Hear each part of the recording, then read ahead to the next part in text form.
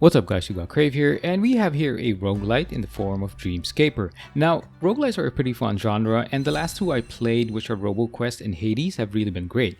Even the MMO I've been playing lately has these genre mechanics. Both Hades and RoboQuest really had a very fun and exciting vibe to the repeat, die, fight experience.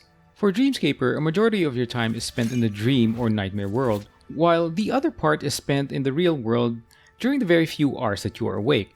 The gist of it is that your character Cass is dealing with depression and a feeling of loss, and the way she handles it is through the visions she has during her sleeping hours.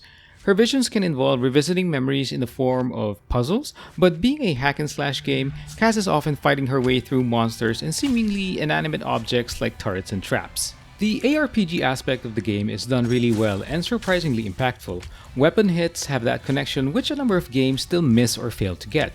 Weapon effects are flashy but not over the top, and their names and designs are very tied to Cass's personality and memories. For example, you'll find yourself wielding yo-yos as weapons early on. You'll have skills or abilities named after what seems like items coming from video games and comic books. The variety of range and melee and armor equipment in the game is extremely varied, and playstyles are not limiting. You can be blocking or a blocking type of fighter, or someone who can zip through the battlefield and dodge mechanics. You can strike enemies from afar with a bow or pummel your enemies with your fists. While there is some randomness as you'll often find in roguelites, Dreamscaper nailed this aspect of the game really well. Like I said, Dreamscaper often reminds me of Hades, but what's unique to it are the two other aspects in gaming, and that's the art style and the auditory style, along with the plot delivery method used by Afterburner, the game's developer. This particular game has a somewhat uncommon art style. It has a very surreal effect when you look at the scenes as they play out when you're in town or in the hours that Cass is awake.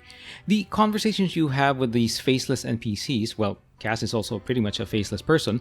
I can describe them as very short but meaningful conversations. These short talks that you have with them give you context, plus talking with them deepens the relationship you have with those different people, and deepening those relationships allows you or helps you out when you're visiting the dream world or the nightmare world. Being more equipped because of these relations makes it easier for you to progress the different layers of Cass's visions, and eventually it helps you to build up her memories.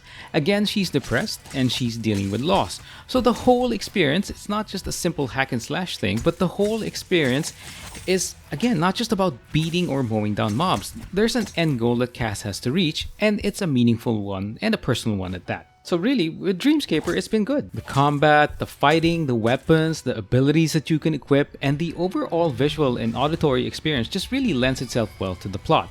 Whether you're building memories or fighting visions, it really is just a great experience if you were to judge Dreamscaper from the many different angles that you can judge any game.